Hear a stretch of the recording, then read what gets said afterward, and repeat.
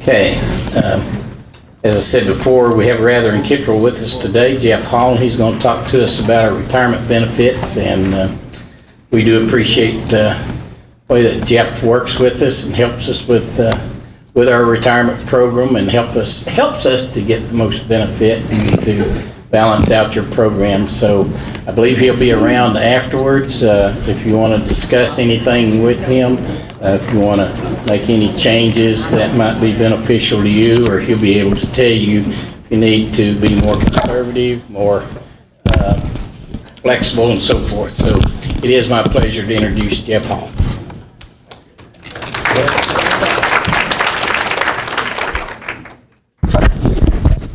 Good morning. If you would just bear with me just 1 second while I put this on. So grateful we have a lavalier. I like to walk around when I talk, which annoys some people, but it's just a habit of mine. And Nate, thank you, buddy.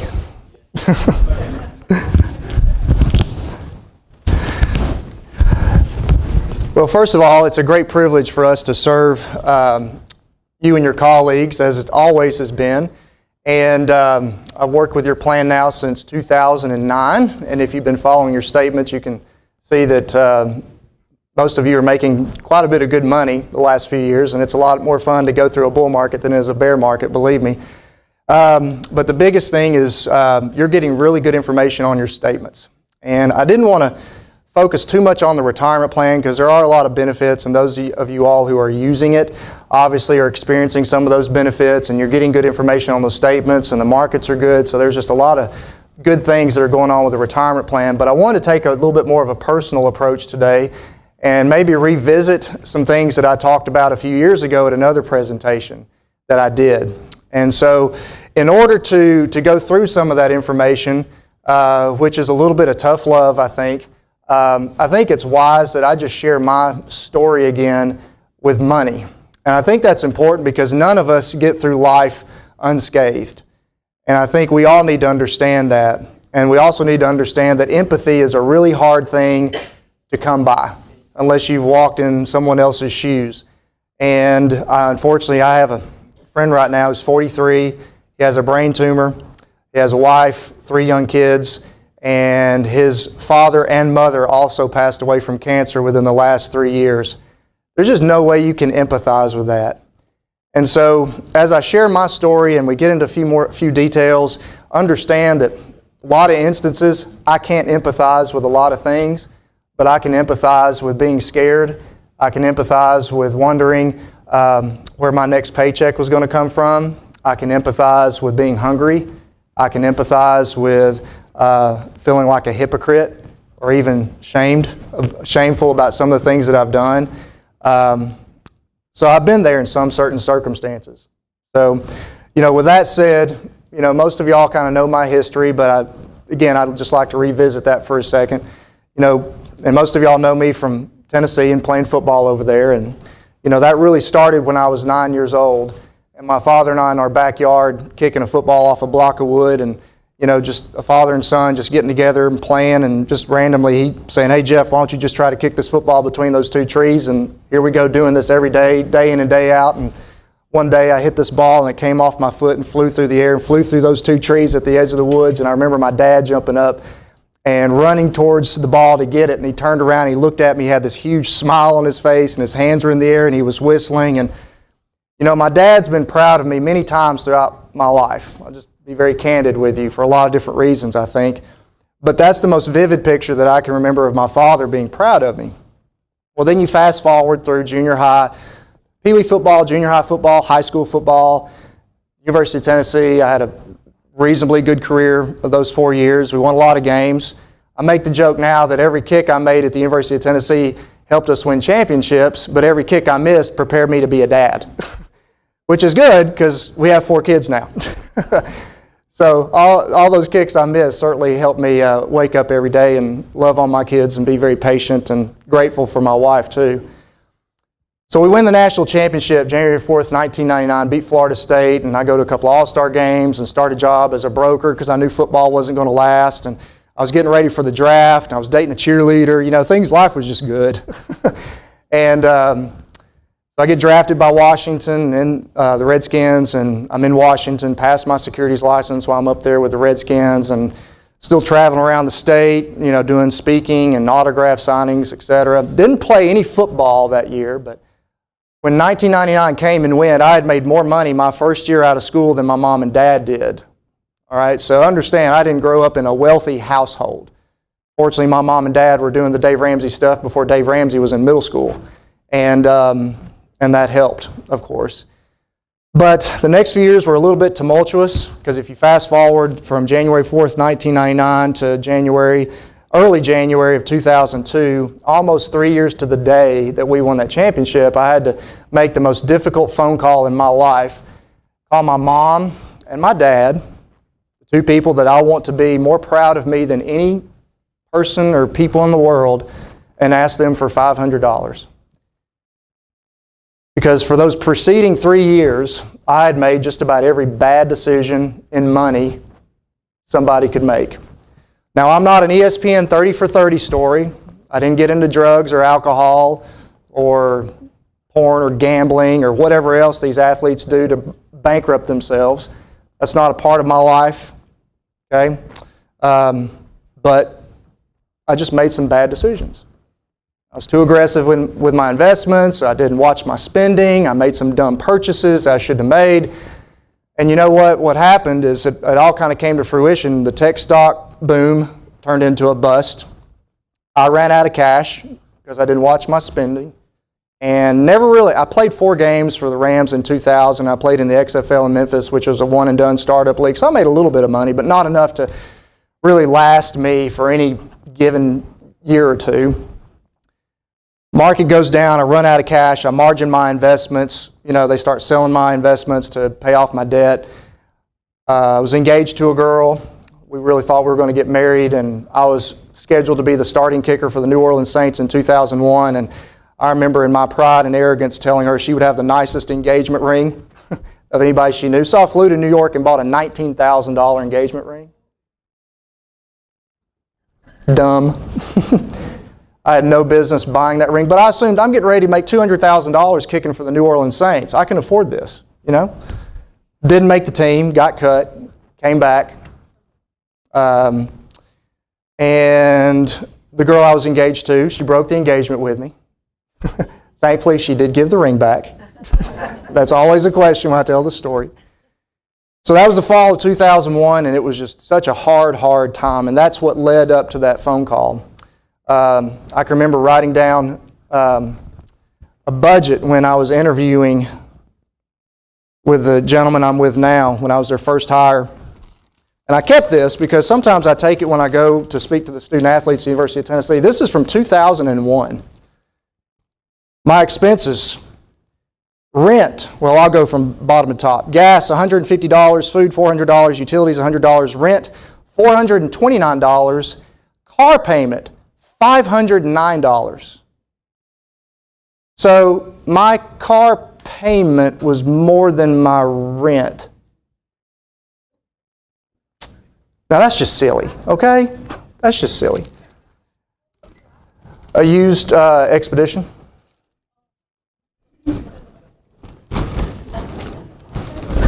Remember I told you no one gets out of life unscathed?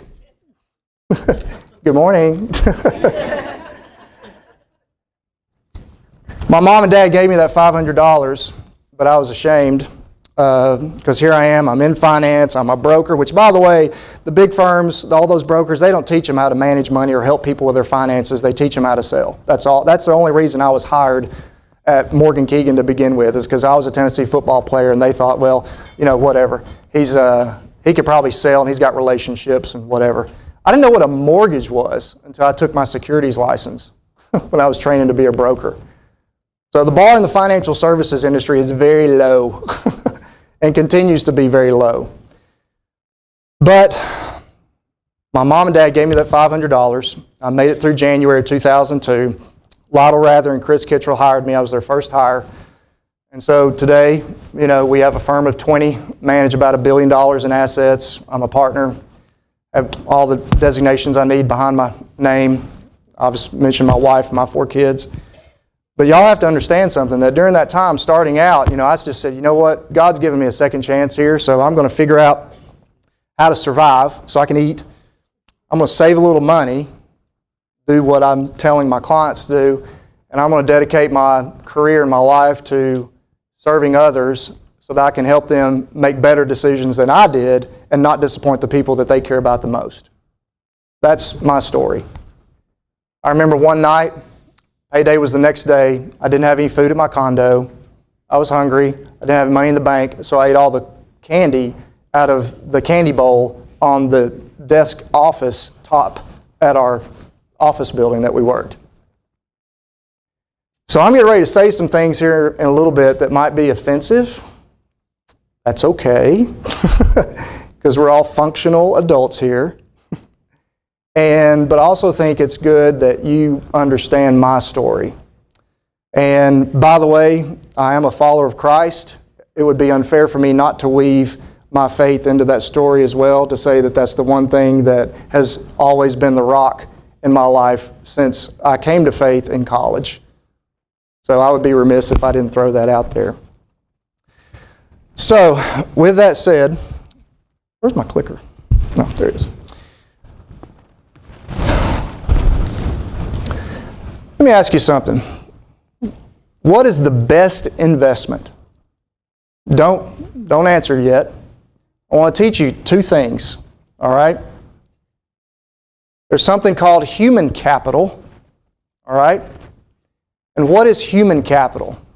Human capital is a vocational or intellectual skill that you have, and it's also communication skills. When I go over to the University of Tennessee and I speak to student athletes, this is the first thing I tell them. Guys, you know how to work hard as a student athlete, you're going to have to learn how to work hard as a functional adult.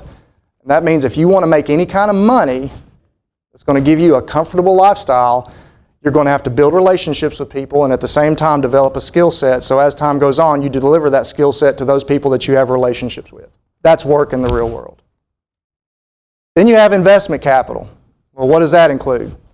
Stocks, bonds, mutual funds, real estate, businesses. So here is the question I'm going to ask you. Which of those two, between human capital and investment capital, is going to give you a better return? Yes, ma'am. You are exactly right. Human capital.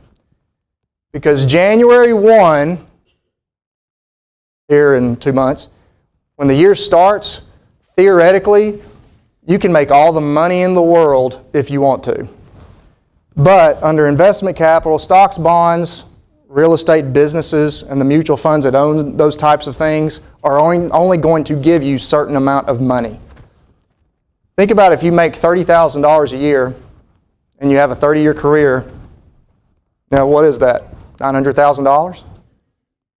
If you make $40,000, 30-year career, $50,000, $60,000. That's why disability insurance is so important. You're so much more likely to become disabled before 65 than you are to die. That's why disability insurance is continuing to get harder and harder to get as an individual, but life insurance costs are going down. But disability insurance, I would submit, is just as important because you lose the ability to earn an income. And thankfully, y'all have a great benefit with long-term disability here. But human capital is the one. Now here's where the tough love begins. If you struggle with money, and the statistics tell me that 2/3 to 3/4 of you in this room struggle with money, there's only two things you can do. One is you can go make more money. Or number two, you've got to cut your expenses. That's the only two things that you could do to get on good financial footing. And this is why I start with this when I'm talking to student athletes. I wish someone would have told me this years ago so that I understood human capital and investment capital and why my potential for earnings is so much more important than what I invest my money in. I'm not minimizing investing. It's important. We'll talk about that, okay? But your human capital and your ability to go out and make money and earn more money over time because you have a skill set, because you're good with relationships, you're a good communicator, is so much more valuable. Anybody know who Barbara Corcoran is? Shark Tank? Okay, if you've ever watched Shark Tank, she has the short blonde hair. She's an older lady. They kind of rotate their participants. But I actually read this yesterday. This was from an interview that she did. She said, when I really tried to figure out, and by the way, before I read this, when she was 23 years old, she was a waitress, and she took out a $1,000 loan and now has a $5 billion real estate empire in New York City and around the world. Regardless, that's a lot of money. She also sued Donald Trump and won. So she says this, when I really tried to figure out what the one commonality between each of my top multi-million-dollar producers was, it was simply that when they took a hit, they took less time feeling sorry for themselves. Unfortunately, we live in a society where everybody gets offended way too easily, and when you get offended, you treat yourself like a victim. And that victim mentality is what I think keeps most of us from achieving that point in life that we'd really like to be. Granted, there are certainly other circumstances, extenuating circumstances. I mentioned my friend that just breaks my heart earlier with the cancer. But in general, for all of us, the moment that we begin feeling like a victim that we can't do something is the moment we might as well just throw in the towel. So, let's not talk about a budget. Let's talk about a spending plan. That sounds so much better. Dee, would you girls feel free to pass those out for me, please? And look, this isn't fun. My wife and I have been married 7.5 years. We've redone our spending plan 6 times. When she gradually became a stay-at-home mother, completely, went full-time, part-time, and then stay-at-home mom. When we've had our children, when we bought our house, we've always redone it. And what they're passing out is actually the sheet that we used to draft our budget. And I want to walk you through this, okay? Because this is important. Because remember, what were the 2 things that I said that if you're struggling with financially, what you had to do? Number 1 was what? Anybody remember? Make more money? What was the other thing? Okay, watch your expenses. Those are your only 2 choices. Unless you have a rich uncle that leaves you a ton of money that you didn't know about. And I'm only giving this to you as a template because this is what my wife and I used initially. Now I use Excel to do it. But I've gone from a jock to kind of a nerd. So I play in Excel a lot. But I give this to you because as you're drafting your spending plan, these are pretty much everything that you're going to spend money on. And it's categorized in it's broken out into 7 different categories. Food, clothing, housing, personal, medical, transportation, and miscellaneous. And I just did a random budget, if you will. But the thing is, you need to track, you need to categorize, and then you need to create. So what does that mean? Well, you can't start anywhere unless you know how much you're currently spending. So for example, my wife and I, when we got married, we spent the first 2 months spending money like we did as single people, and then 2 months later, she and I sat down with legal pads. And we wrote down everything that we spent in those 2 months on most of those categories. We have a lot more categories now, we have a lot more kids, a lot more expenses, but at the time it was a fairly straightforward exercise. So we tracked all of our costs, we categorized them. Honey, how much did you spend here? Okay, I spent here. All right, we're going to agree to this. So you come up with a number, and when businesses set budgets for their upcoming year, they don't know if they're going to hit that budget or not. They're just making a guesstimate on what it might be. That's all that is. So if you look at that sheet, I'm going to look over your shoulder. Go to the other page. Yeah. If you look at that sheet, it says historical.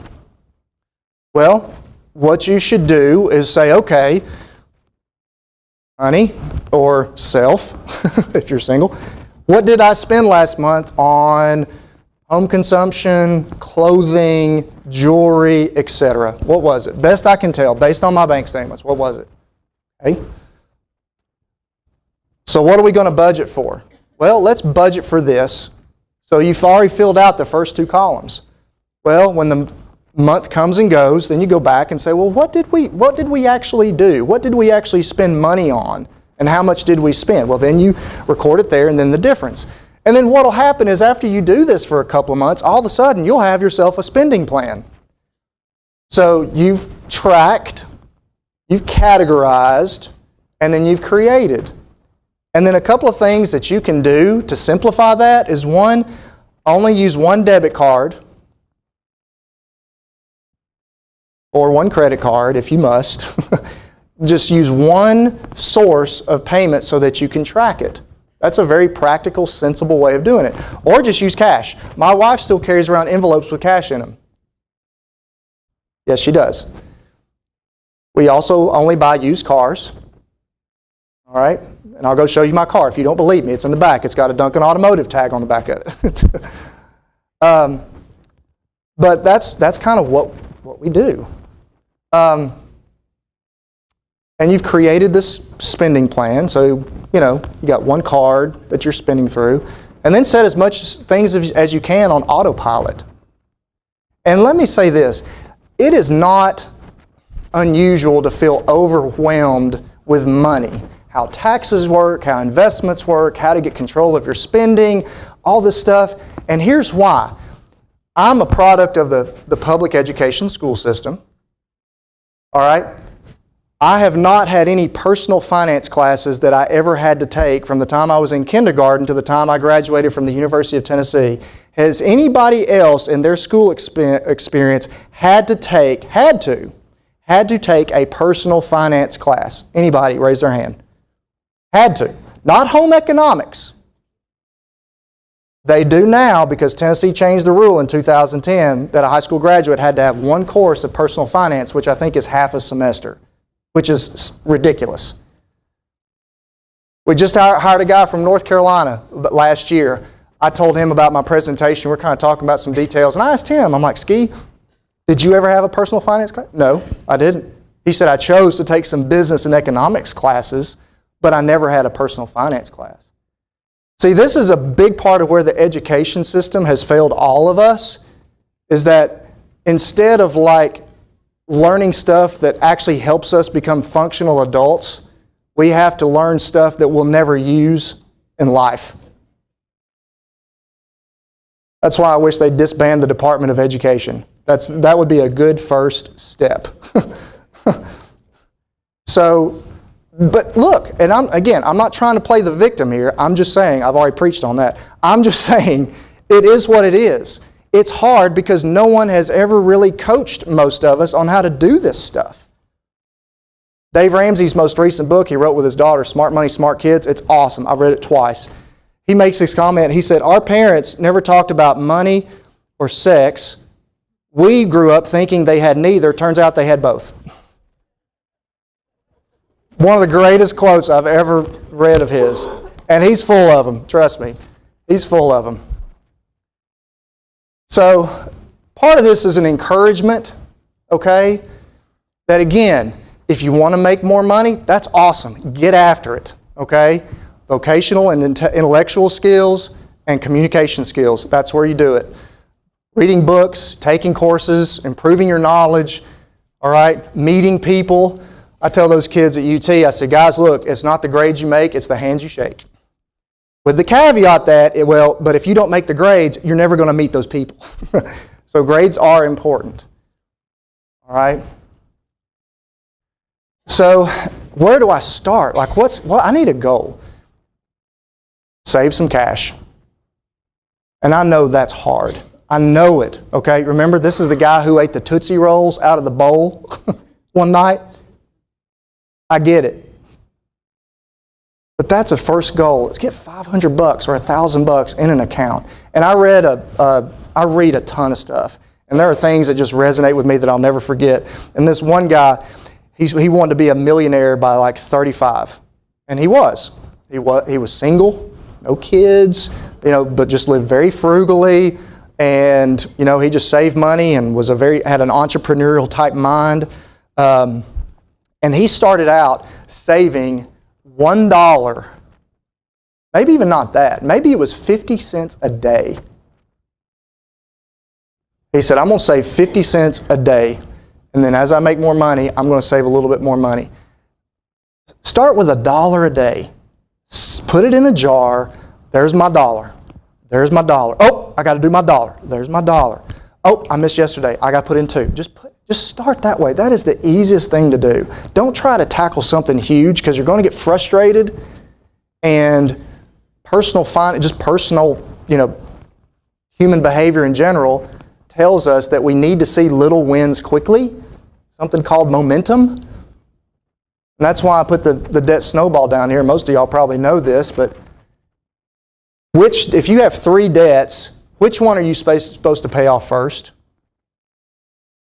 The smallest what? Smallest amount. Why? Yes, ma'am. Very good. That's it. Momentum works on the football field. Tennessee hadn't had a lot of that this year, but it also works in personal finance as well. Pay off the smallest debt first. And then take that payment and pay off the next smallest debt. And then take whatever those 2 payments were, add them together, and pay off the last one, which in this case was the car loan with a $10,000 balance. Get that success early. Risk management. This is kind of personal financial planning, so I would be remiss if I didn't talk about this. Thankfully, y'all have great benefits here.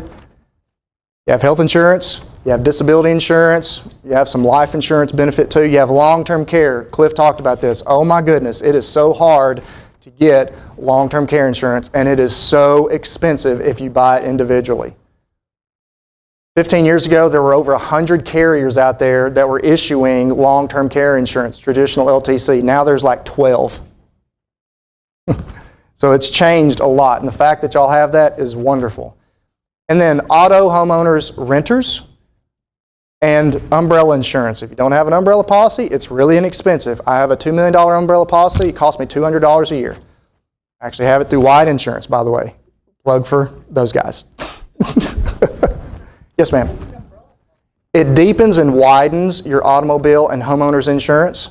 So if you have some very litigious person who walks on your property and decides that they want to sprain an ankle or blow an ACL and then sue you, okay, and then find some attorney who will defend them to do it.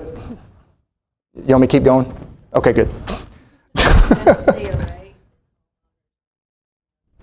Car insurance with all the storms and everything, it's already starting to show on people's bills that they're getting with it. Possibly, yeah. No, You've experienced? yeah. You're opening your phone. Yeah. Why did it go up this way? The costs are going to go up. Yeah. And by the way, housing, this is a good one. How much should I be spending on the budget? I'm sorry, I didn't hit this and I completely meant to. On housing, your housing expenses, which in this instance, principal, interest, taxes, and insurance, if you have a mortgage on a house, or renting, okay, should be no more than 25% of your net take-home pay. All right? After taxes, 25%.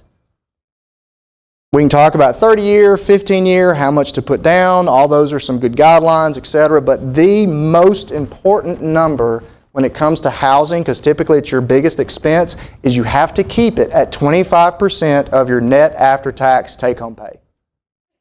If you do that, you've got a fighting chance. I apologize, I had to go backwards on that, but I just want to make sure I threw that out there. The retirement plan, look, human capital, best investment you could ever make.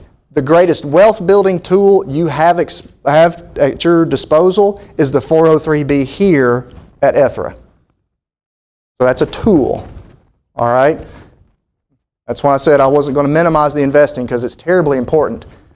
Matching of dollar for dollar up to 5%. Our firm, Rather and Kittrell, we specialize in retirement plans. Most people in our business, it's kind of like a hobby. They do it because they want to work with the executive or the business owner or the doctor. We do it. We have 130 retirement plans. All right. I can tell you, not many companies out there will do a dollar for dollar match at 5%. I do 50 cents on the dollar. See 50 cents on the dollar up to 6. I see dollar for dollar up to 3. Lots of different formulas. That's a healthy match. And most of y'all know a lot of this already. So. Gary, how am I doing on time? Where is Gary? Am I okay on time? Okay. Can we get into the festive part of the discussion now? All right, I'm a little bit nervous about this, but since I went to Weigel's yesterday and did some research, I'm going to do it anyway. All right. So, you know it's coming. And look, I'm going to lay it out there. You want to ask me what we spend our money on? I'll tell you. But, 6-pack of beer is $7.19 if you buy Bud Light. I'm not a drinker, but I did see what a 6-pack of Bud Light costs. So, what I'm doing here is, and y'all probably can't see the numbers, but the blue is the deferral amount. If you deferred that amount into the plan, how much that is? How much that deferral would be in 10 years and 20 years. The red is if you add the deferral plus the matching, and then the green line is the deferral plus matching plus 6% growth. 20 years, that's $27,000. Cigarettes, since Cliff's already talked about it. This is the big one. Oh my gosh, this is the big one. $6.19 a pack for Salem's. Is that what she told me? So assuming 5 per week, and my dad used to smoke, and my mother and I are so grateful that he quit when I was 11 for many reasons. And I think he smoked about two packs a day. So I'm being conservative with this. 5 per week. 20 years, $95,000. In 10 years, $34,000. And if you're asking about a 6% return, your plan over the last 5 or 10 years has made over 7. So 6% long-term investing, having some amount of money exposed to the stock market. Lottery. The lady at Waggle said that people will buy $20 of a lottery ticket a pop. I just didn't believe her. I'm like, that is a crazy amount of money. So I just used 5. And ironically, a guy came in next to me and bought a $5 lottery ticket. I said, you know what? That sounds good to me. So $25 a week. All right. There's another $95,000. Tobacco. My buddy, who's unfortunately sick, I think he told me one time that he dipped about 3 cans a week. That's $36,000. 16-ounce coffee, $1.35, 5 days a week, $25,000.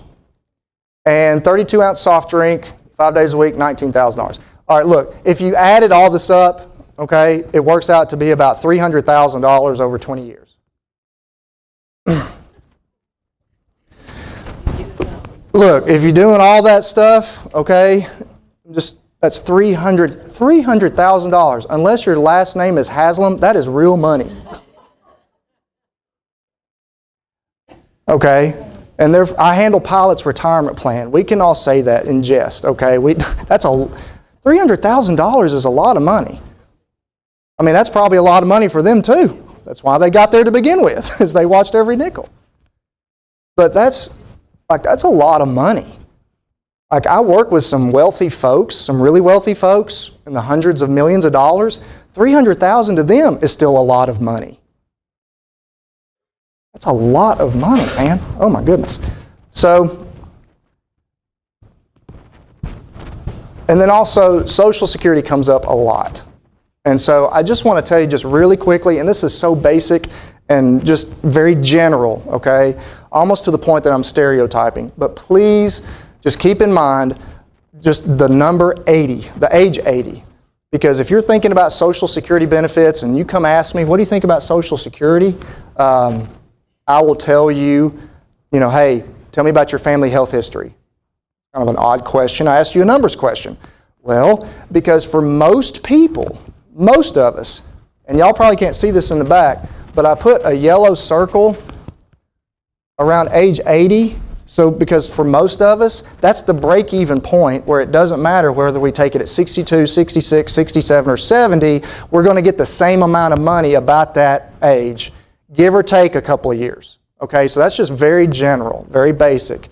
But when you're thinking about Social Security, well, Mom lived to 88 and Dad lived to 87 and my great-grandparents lived into their 90s and We don't have any heart disease. And those are the kind of questions to ask yourself when you're thinking about Social Security. And the Social Security office has gotten much better, I think, from a technical standpoint, because people like us have gotten involved and are advising people on what to do.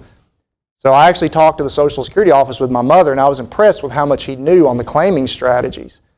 So I have to say that I think it feels like they're a little bit better on the technical side than they used to be. And then last but not least, estate planning. Keep in mind that beneficiary designations are found on retirement accounts and life insurance policies, and sometimes disability policies if there's a life insurance benefit added to it. That is an estate planning document, your beneficiary designations. The other 4 things I think everybody has to have is a will, a living will, a power of attorney, and a healthcare power of attorney. Especially if you have minor children, you without question need a will, because you do not want the government telling your kids where they can go stay and who their guardians are going to be. That infuriates me to think about. Someone else telling me where my kids are going to go. And in the will, you can name guardians. Living will and the healthcare power of attorney, those are medical directives. Living will, all these circumstances happen. I'm on life support. I'm on a ventilator. Here's what I want to happen. Healthcare power of attorney, this is who I want to do it. And the two work hand in hand. And then just a power of attorney, which some people call a durable or general power of attorney. Honey, if I'm out of town, you can sell the house. My wife and I, when we went on our honeymoon, she signed a power of attorney to her dad because her house was on the market, so that if a buyer came and she was out of the country, he would have the ability to sign off for her and sell her home, which was great because it actually sold while we were on our honeymoon. So there's a practical, real-life example of how that kicked in. So we've really covered a lot of stuff here. Anybody have any questions or comments, or someone waiting right here with a glass in their hand ready to throw at me? Oh, we got 2. Yes, you beat her. You beat her. You got her. You first. Ma'am, hold on one second. Yes, ma'am. Yes, ma'am. After taxes, yes. Yes. Especially if you're single. Because rent prices all over here, even here in Knoxville, go up. Since the financial crisis, what happened is people could not get loans like they could be because the underwriting standards got more restrictive. Well, guess what happened? People had to start renting. And for years, rent prices have continued to go up, up, up, up, up. It's just now that housing prices are starting to really go up too. So they have something called the affordability index. Depending on who runs it, the numbers that they crunch. But in most instances where I've seen, the affordability now is down to the level that it was in 2006 and 2007. So that means housing prices have continued to go up and affordability has gone down. Give yourself a guideline though. Like if you can't make 25% work, go back to the spending plan, see what you're spending money on, and see what you could make it. And just give yourself some kind of reasonable guideline if that 25% doesn't work.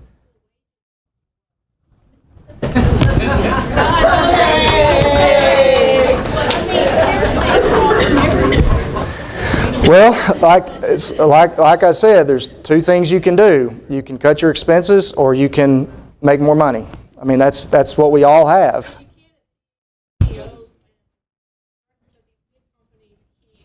Making huge profits for themselves, they'll give the little people trickle raises. It does not trickle down like. Unemployment is low, but what I will tell you is you have a valid argument. And the CEO discussion, I get it. You have stock buybacks and not paying out dividends. I get that. However, the participation rate is what is indicative of me that you don't see a lot of wage growth. People have all argued that what the Federal Reserve was doing was going to create inflation. Well, that doesn't create inflation. Wage growth creates inflation. And when you don't have wage growth, you don't have a lot of inflation.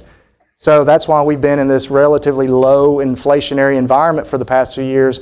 But things are beginning to pick up and get traction. Now, I can't speak individually to a person or family or business or corporation or organization, but I can just say in general, that's kind of what I see. All right?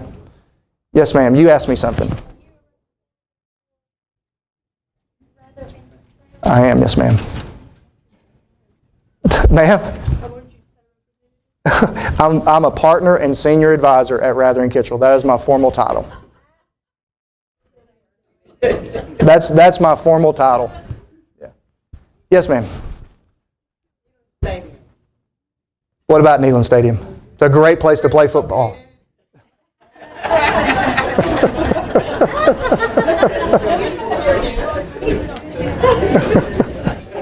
You're not helping. We're playing bingo. Huh? We're playing bingo. Well, I'm not here to play bingo.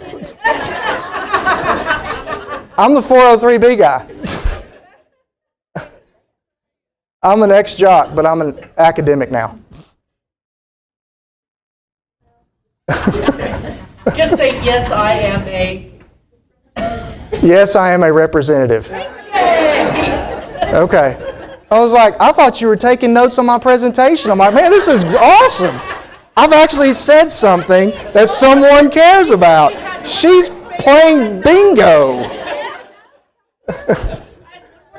I'm destroyed. My day's just done. It's just all this work. I put myself out there, embarrass myself, make people mad, and you're playing bingo. It's unbelievable. I guess that's it. Anything else? No, that's it. Oh.